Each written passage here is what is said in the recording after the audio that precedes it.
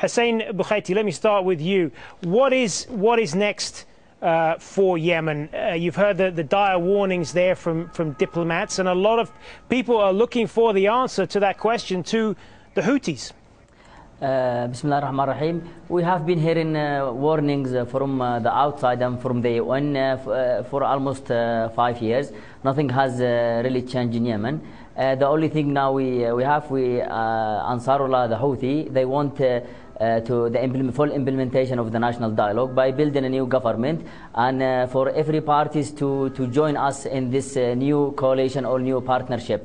The problem that we have now, we have them before, like Al-Qaeda and the vacuum of power. We had it for the last 4 years. Well, you talk about building a national dialogue, yet the Houthis have essentially seized much of the capital, Sana'a. They seized government buildings by force. They have the former President Hadi and his advisors under virtual house arrest. Is this the kind of setting in which any sort of a meaningful dialogue can take place?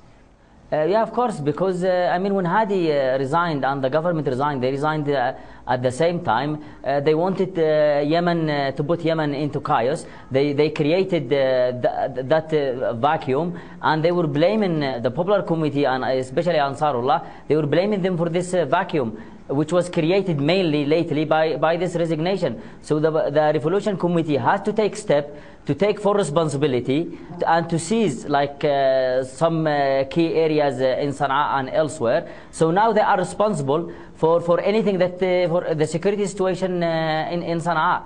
And I hope like the negotiations now are going really well, and soon we might hear an agreement. Hussein Shabokshi, what's your view on this? Obviously, Saudi Arabia is looking at this with grave concern. They've Hussein and Bukhaiti, it does seem from what we've just heard that the Houthis have a lot to answer for here, and they have a big battle on their hands to unite the country. What do you say to that? I mean, the Houthi, when their first answer was to that vacuum that was created, is the constitutional declaration. And we have to point out that the articles in the constitutional declaration, like to form dismissal of the parliament and the formation of the new national Congress of 551, and as well to appoint a presidential council of 5 members. This was the goals of the revolution of 2011. The people who are watching, they haven't got a clue maybe about that, but it's the same goals of 2011. Ansarullah, the Houthis and the Revolution Committee, they wanted these goals that they were not met after 2011 revolution. And about the Gulf statements, I mean, first of all, what have they done to Yemen after the 2011 revolution? What have they done to Yemen when they had a great relation with Ali Abdullah Saleh for 33 years? They haven't done any good to Yemen. Only by Saudi Arabia, they used to support extremists in Yemen, and now they support in Al-Qaeda, and as well in Syria. When our guest in Saudi Arabia, he said that Iran want to do in Yemen the same they did in Syria. Who started the civil war in Syria? Who supported the terrorists in Syria? Who created Jabhat al-Nusra? Who created Daesh in Syria? You know that King Abdullah, God bless his soul, he had an order that everyone who he gave 2-month notice for everyone who's fighting, for all these Saudis who's fighting in Syria. And they said if this 2 months will end, then anyone who the government can prove he fought in Syria, he will be sentenced to 5 to 20 years. So they done that after the destruction of Syria. And in Iran, it's just what they say about Iran doing in Yemen is all conspiracy. They haven't got any proof. If the Yemeni government, if Ali Abdullah Saleh, they haven't caught anybody. They haven't. It just all how say it, they read it on the news or in Sahafa net. And just I want to answer to our guest in London when he said, I seen that everything is okay in Yemen. Yeah, everything is okay in Yemen. I know maybe better because you stay in London, and if you see the situation, the security situation, especially in Sana'a where I live, is great. It has never been like this. Because before we had Hadi, we had the government, we had Al-Qaeda, they all cooperate. I think the security situation has never been like this in Yemen in terms of the worst scenario. I think what you did in Yemen is absolute chaos. When you say that the president resigned, you forced them to resign. You forced them, the Houthis forced him to resign. Yes, he did. He hasn't resigned by himself, by his own choice. When you say he meant to create this chaos, he didn't mean to create it. You created it. You forced the president and the prime minister to resign, and you wanted. And when you talk about the dialogue, this is just a joke. This is not a dialogue. This is just you keep the parties, the whole parties in a hall, and your representative in this hall just giving them instructions, and you call this dialogue. It is not. And so many parties now are going to withdraw because it is not a dialogue. It is not a negotiation. It is just a dictation between from your side, from your representative, to the other parties. So we don't need to get things mixed together so that we make, like, you know, a positive image. When you talk about terrorism,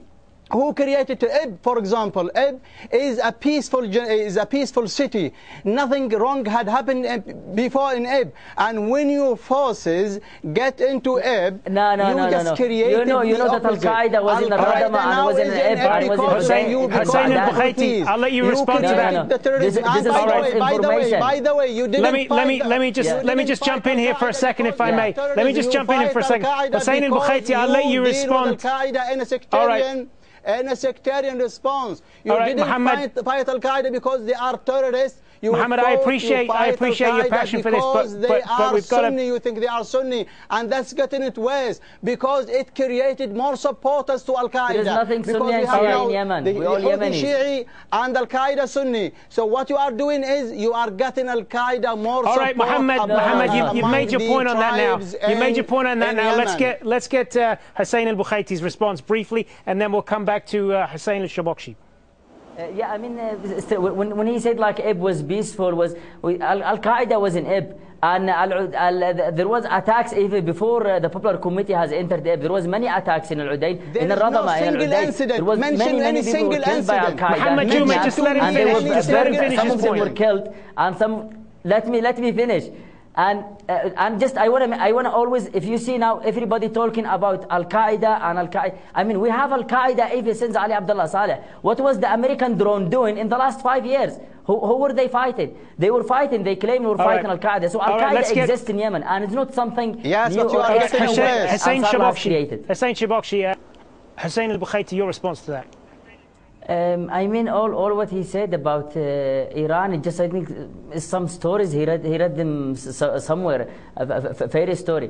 I mean, we seen that the Gulf state, unlike Saudis, like Qatar, we seen clearly their stand towards Syria and the support toward extremists in Syria. And as well in Yemen, they have in Saudi Arabia, they have this is not like a ministry, it's like a committee called the Yemeni Committee. And this one, there is a prince, I don't know what his name, who was responsible of it. And their job was to bribe tribesmen in Yemen, to bribe gangs in Yemen, to bribe like Al-Ahmar family, who was the biggest corrupt family in I think in the Middle East.